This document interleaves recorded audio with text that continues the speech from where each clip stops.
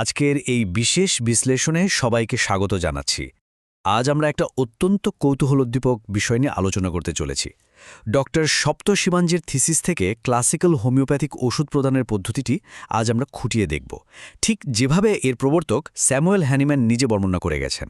পদ্ধতিটি আসলে কতটা নিখুঁত তা ধাপে ধাপে পরিষ্কার হয়ে যাবে। চলুন সরাসরি মূল আলোচনায় ঢুকে পড়া যাক। আচ্ছা, সাধারণভাবে কি মনে হয়, রোগীর লক্ষণ নিখুঁতভাবে মিলিয়ে একেবারে সঠিক ওষুধটা খুঁজে বের করাই কি সব? এটাই কি চূড়ান্ত লক্ষ্য? শুনতে অবাক লাগলেও আমাদের আজকের সোর্স মেটেরিয়াল জোরালোভাবে দাবি করছে যে রোগীকে শারীরিকভাবে ওষুধ দেওয়ার পদ্ধতিটিও কিন্তু সফলতার জন্য ঠিক ততটাই গুরুত্বপূর্ণ যতটা গুরুত্বপূর্ণ সঠিক ওষুধ নির্বাচন করা। আজকের এই পুরো যাত্রাটিকে আমরা মূলত 5টি ধাপে ভাগ করে নেব।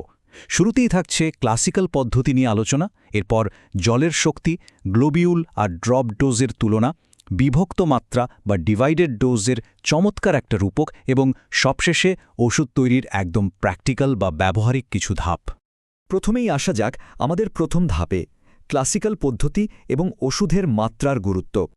ডক্টর শিবঞ্জির মতে বর্তমানে ওষুধ দেওয়ার পদ্ধতিতে যে বিচ্যুতিগুলো দেখা যায় তার কারণে অনেক সময় রোগীর শরীরে মারাত্মক সব পার্শ্বপ্রতিক্রিয়া বা অ্যাগ্রাভেশন হতে পারে। হ্যানিম্যান তার অর্গ্যানন অফ মেডিসিনের 275 নম্বর সেকশনে একেবারে স্পষ্ট করে বলে গেছেন, রোগীর ইতিবাচক প্রতিক্রিয়া নিশ্চিত করতে ওষুধের মাত্রার আকার কতটা ছোট বা ক্ষুদ্র সেটা সবচেয়ে বেশি জরুরি। অর্থাৎ শুধু সঠিক ওষুধ দিলেই হবে না, সেটা কতটা সূক্ষ্ম মাত্রায় দেওয়া হচ্ছে সেটাই আসল খেলা। তো সূক্ষ্ম মাত্রায় ওষুধ দেওয়ার এই নিয়মটা মানতে গেলে কি করতে হবে? এখান থেকেই আমরা ঢুকে পড়ছি আমাদের দ্বিতীয় ধাপে, জলের শক্তি এবং স্নায়ুর সংস্পর্শ। সোর্স টেক্সটগুলোতে একটা খুব মৌলিক এবং শক্তিশালী সমাধানের কথা বলা হয়েছে। সেটা হলো ওষুধ সরাসরি জীবের ওপর শুষ্ক অবস্থায় না দিয়ে অবশ্যই জলের মধ্যে মিশিয়ে দেওয়া উচিত। অর্গ্যাননের 286 নম্বর সেকশন বলছে, ওষুধ জলে দ্রবীভূত করলে এর প্রভাব আক্ষরিক অর্থেই বহুগুণ বেড়ে যায়। কারণটা খুব সহজ, তরল পদার্থের মাধ্যমে ওষুধটি আমাদের শরীরের সংবেদনশীল স্নায়ুগুলোর অনেক বড় একটা অংশের সংস্পর্শে আসার সুযোগ পায়।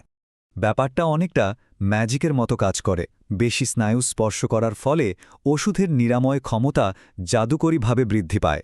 আর ঠিক এই কারণেই অ্যাকিউট হোক বা ক্রনিক যে কোনো ক্ষেত্রেই, এমনকি 30তম পোটেন্সির ক্ষেত্রেও মূল টেক্সটগুলোতে জলের মাধ্যমে ওষুধ দেওয়ার ওপর এতটা জোর দেওয়া হয়েছে।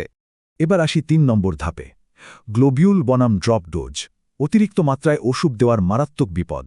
আজকাল আমরা প্রায়ই দেখতে পাই ক্লাসিক্যাল সেই ছোট্ট পোস্তদানার আকারের গ্লোবিউলের বদলে সরাসরি ড্রপ ডোজ বা ফোটায় ফোটায় ওষুধ ব্যবহার করা হচ্ছে। কিন্তু মূল টেক্সটগুলোতে এই দুটোর পার্থক্য একদম পরিষ্কার করে দেওয়া আছে। একদিকে রয়েছে পোস্তদানার আকারের অতি ক্ষুদ্র গ্লোবিউল, যা দারুণ অনুকূল এবং শক্তিশালী নিরাময় প্রভাব ফেলে, আর অন্যদিকে রয়েছে ভারী ড্রপ ডোজ, যা অনেক সময় রোগীর শরীরে ক্ষতিকর এবং মারাত্মক প্রতিক্রিয়া সৃষ্টি করে। সমস্যাটা আসলে কতটা বিশাল তা বোঝাতে একটা চমৎকার তথ্য তুলে ধরা যাক। 285 নম্বর সেকশনের ফুটনোট জানাচ্ছে, মাত্র 1 ফোঁটা অ্যালকোহল বা তরল ওষুধ দিয়ে প্রায় 300টি পোস্তদানার আকারের গ্লোবিউল সম্পূর্ণভাবে ভিজিয়ে নেওয়া সম্ভব। হ্যাঁ, ঠিকই শুনেছেন, 300টি। হিসাবটা তাহলে বুঝুন, যেখানে একসাথে 6-7টা গ্লোবিউলস দেওয়াকেই ভুল বলা হচ্ছে, সেখানে আধা ফোঁটা ওষুধ দেওয়া মানে তো আক্ষরিক অর্থেই এক বিশাল বড় ওভারডোজ দেওয়া। প্রতিষ্ঠাতা নিজেই সতর্ক করে গেছেন যে এই ধরনের অতিরিক্ত মাত্রা শরীরে এমন ক্ষতের সৃষ্টি করে যা সারিয়ে তোলা অবিশ্বাস্য রকম কঠিন হয়ে দাঁড়ায়। তো এই ওভারডোজ এড়াতে বিকল্প কি? এখানেই আসছে 4 নম্বর ধাপ, বিভক্ত মাত্রা বা ডিভাইডেড ডোজের চমৎকার ধারণাটি। যখন রোগীদের জলে মিশিয়ে একটিমাত্র ওষুধের গ্লোবিউল কয়েকদিন ধরে খেতে বলা হয়, তখন অনেকের মনেই সন্দেহ জাগে, এটা কি বারবার ওষুধ খাওয়া সমান হয়ে গেল না? এই বিষয়টা পরিষ্কার করতে ডক্টর শিবঞ্জি দারুণ একটা পিৎজার রূপক ব্যবহার করেছেন। ধরুন, একটা গোটা পিৎজাকে টুকরো করে সারাদিনের 3 বেলার খাওয়ারে ভাগ করে খাওয়া হলো। এর মানে কিন্তু আমরা একটি পিৎজাই খেলাম, 3টি পিৎজা নয়। ডোজের ক্ষেত্রেও ঠিক একই যুক্তি। ঠিক ওই পিৎজার মতোই জলে দ্রবীভূত একটিমাত্র ঔষধের গ্লোবিউল 3 থেকে 5 দিন ধরে অল্প অল্প করে পান করলেও সেটি কিন্তু একটিমাত্র ডোজ বা একক মাত্রায় থাকে।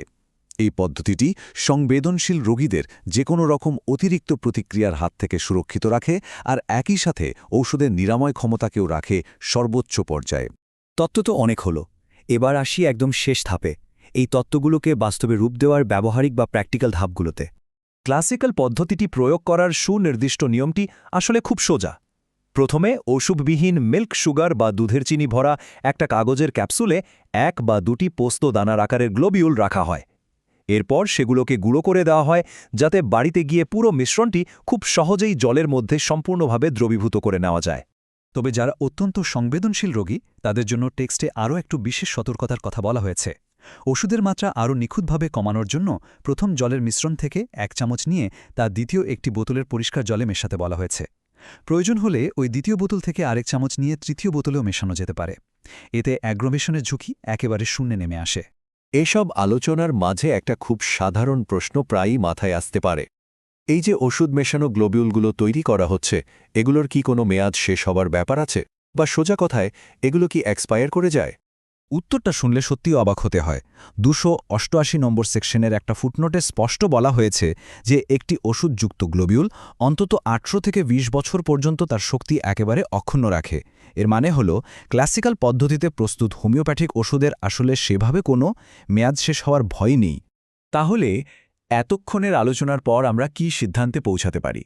প্রকৃত হোমিওপ্যাথিক সাফল্য আসলে শুধু সঠিক ওষুধটি খুঁজে পাওয়ার ওপর নির্ভর করে না। সোর্স অনুযায়ী ক্লাসিক্যাল ডিসপেন্সিং পদ্ধতি, বিশেষ করে জলে মেশানোর পদ্ধতি এবং ওই ক্ষুদ্র পোস্তদানার আকারের গ্লোবিউলের ব্যবহার হোমিওপ্যাথিক সাফল্যের জন্য একেবারেই অপরিহার্য একটা চাবিকাঠি।